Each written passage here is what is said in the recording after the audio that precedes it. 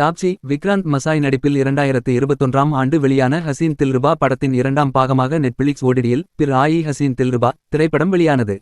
ஜெய்பிரத் தேசாய் இயக்கத்தில் வெளியான இந்த படம் நெட்ஃபிளிக்ஸில் ரசிகர்களால் அதிகம் பார்க்கப்படும் இந்த வார பட்டியலில் இந்தியளவில் முதலிடத்தை பிடித்துள்ளது. மகாராஜா படத்திற்கு பிறகு இந்தியன் 2 அந்த இடத்தை பிடிக்கும் என எதிர்பார்க்கப்பட்ட நிலையில் ட்ரோல்கள் காரணமாக அந்த படம் சரிவை சந்தித்து அந்த இடத்தை டாப்சியின் படம் பிடித்திருக்கிறது. நெட்ஃபிளிக்ஸ் ஓடிடியில் ஆகஸ்ட் 9ஆம் தேதி நேரடியாக வெளியான ஹசீன் தில்ருபா படத்தின் இரண்டாம் பாகமான பிர் ஆயி ஹசீன் தில்ருபா படத்தை பார்க்கலாமா வேண்டாமா, முதல் பாகத்தை விட சிறப்பாக உள்ளதா இல்லையா என்பது குறித்து விரிவாக இங்கே பார்க்கலாம் வாங்க.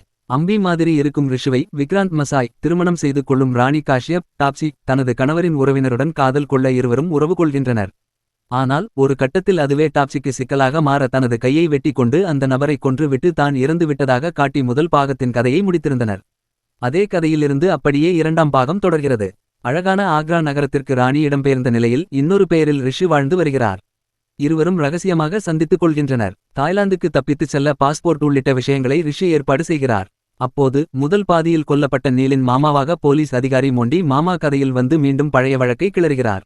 மேலும் கம்பவுண்டர் அபிமன்யு சன்னி கௌஷல் டாப்சியை காதலித்து வரும் நிலையில் அவரை திருமணம் செய்து கொண்டால் மோண்டி மாமா சந்தேகப்பட மாட்டார் என்றும் அவர் சென்று விட்டால் ஈஸியாக தப்பித்து விடலாம் என பிளான் போடுகிறார் டாப்சி. அதன் பின்னர் என்ன நேர்ந்தது என்பது தான் இரண்டாம் பாகத்தின் கதை.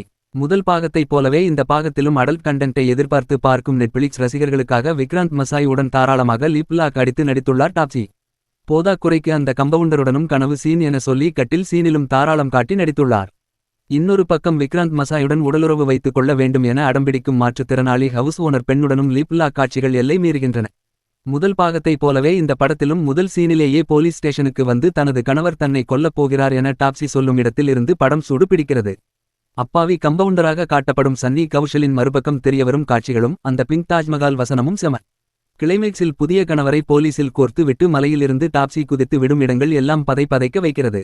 ஹசீன் தில்ருபாவின் முதல் பாகத்தை பார்த்து பிடித்த ரசிகர்களுக்கு நிச்சயம் இந்த பாகமும் பிடிக்கும். முதல் பாகமே பிடிக்கவில்லை என்கிற ரசிகர்களுக்கு சுத்தமாக இந்த பாகம் பிடிக்காது. அடுத்தடுத்து கதையில் ட்விஸ்ட் இருப்பதைப் போல காட்சிப்படுத்த முயற்சித்தாலும் அடுத்து இந்த சீன் தான் நடக்கும் என்றும் இந்த பாகத்தில் அம்பியாக இருக்கும் அந்த கம்பவுண்டரும் அந்நியனாக மாறுவான் என எதிர்பார்க்கப்பட்டதைப் போலவே மாறும் இடமெல்லாம் சுமாரான ரைட்டப் தான். விக்ராந்த் மசாய்க்கு இந்த படத்தில் நடிக்க பெரிதாக ஸ்கோர் இல்லை. டாப்சி கிடைத்த இடத்தில் எல்லாம் கிடா வெட்டுவதைப் போல கிளாமர் தூக்கலாக நடித்துள்ளார். ஆனால் அந்த படத்தை விட இந்த படத்தில் முகம் ரொம்பவே முதிர்ச்சியாகிவிட்டது தெளிவாக தெரிகிறது. ஓடிடியில் ஒரு லவ் திராமா துரோகம் கலந்த படத்தை பார்க்க வேண்டுமென்றால் தாராளமாக இந்த படத்தை பார்க்கலாம். கிளைமேக்ஸில் அந்த தினேஷ் பண்டித்தின் மகனையே ரிவீல் செய்யும் காட்சியும் ஹைலைட்.